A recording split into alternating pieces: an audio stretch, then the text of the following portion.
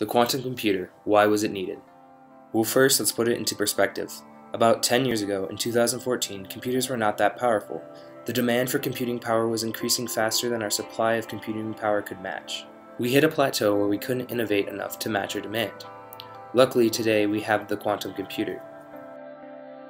If we wanted to match today's computing power with our old technology, we would need to network thousands of computers together. The quantum computer works like our old computers did, on bits of data, ones and zeros. But instead of having just two options for our data, there are three, or four depending on how you look at it. We have a 1, a 0, and now a new unknown digit that is both a 1 and a 0 at the same time. These new data bits are known as qubits and allow our computers to run much faster because our code is now smaller and more efficient. Standard computing says that one bit is defined as a 0 or a 1, whereas quantum computing states that a qubit is undefined and can have multiple values. So one qubit has a value of 2, 2 qubits have a value of 4, and 3 qubits is equivalent to 8.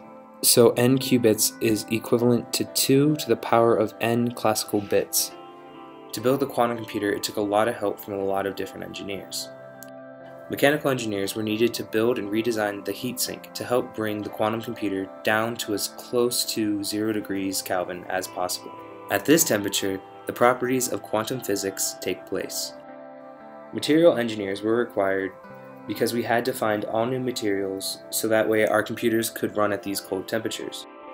Electrical engineers were brought in to build all new processors and to figure out new wiring styles to help keep in line with quantum physics. Computing engineers wrote the code to run our quantum computers.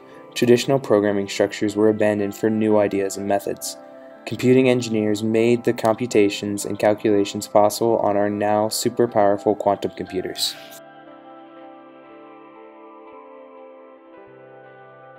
Engineers of physics guided everyone through the process, checking work and making sure the computer would work theoretically.